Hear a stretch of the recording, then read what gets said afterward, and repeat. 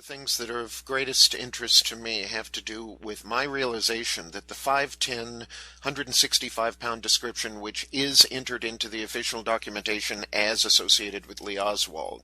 There's never been any reflection about connecting the fact of the 5'10", 165 report on the radio. He weighed 30 or 40 pounds less than that at the time of his death. So not only is the description inaccurate, description demands clothing. It makes no sense whatsoever to be describing minutiae like 5'10" and 165. One of the things that has impelled me in this case for the last 20 years is the wallet that was found on the ground at the Tippit shooting. And I've spent a lot of time looking at it, as well as the National Archives photos of the wallet that is currently in the National Archives.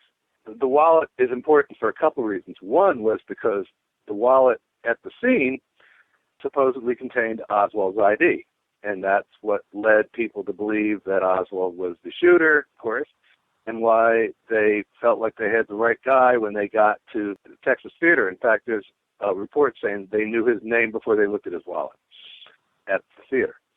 One of the crazy things about this story is apparently there's two versions that have been going back and forth. One version is that the wallets are the same, the other is wallets, and there's really only one wallet. And the other version is that there's two wallets. And after looking at this exhaustively, I am of the opinion that there are two wallets, and that the throwdown wallet found at the scene was, in fact, almost identical. It was the same manufacturer, same wallet maker. Just a couple of tiny details were different about the wallet, but those details can be seen. And what it illustrates to me is how carefully this planted evidence was set up, orchestrated. The finding of Oswald's wallet at the crime scene was suppressed for 33 years. Here's the other thing that really amazes me in this situation.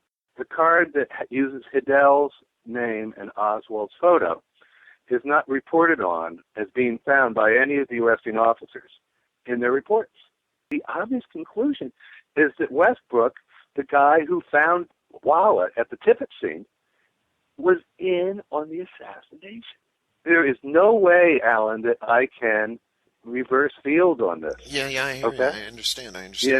It's just too daunting. And the arresting officer, Paul Bentley, I believe was in on it as well. But I want to focus on Westbrook for the moment, because Westbrook was like the Ann Egerter, in a sense, of the Dallas police. He had access to all the personnel files in the shop over at Dallas. He knew what he could do and what he couldn't do.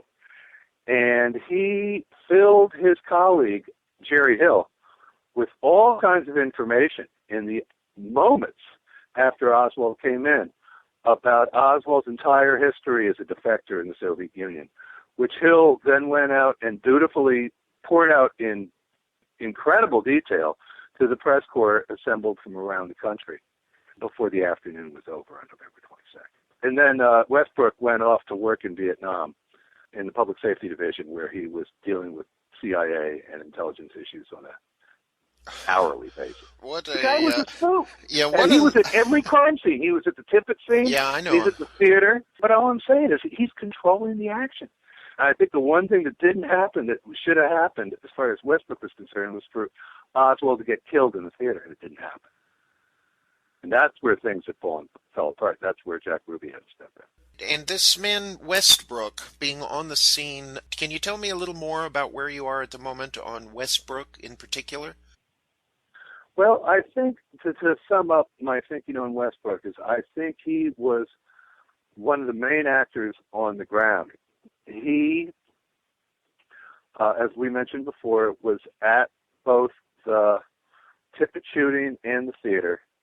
He had no business being there. He wasn't in uniform. He had no history with working on a on-the-ground investigation whatsoever. He was a desk jockey doing personnel. Why is he leading the troops? And I mean leading the troops for that critical hour after the most important criminal event that happened in the history of Dallas. It doesn't make a lick of sense. And I don't want to interrupt you, but this relates to this thing we were talking about, Murray Jackson being the dispatcher, who theoretically is just being told what to, somebody's putting a piece of paper in front of him, and he's pressing a button and stating whatever, or reading whatever he's handed. Who would have been in a position to get Murray Jackson, Officer Tippit, and an officer named R.C. Nelson to Oak Cliff in the immediate aftermath of the assassination? And so it would only be conjecture on my part to think that someone like Westbrook would have the executive authority to be able to make that order, for reasons which are not clear to me.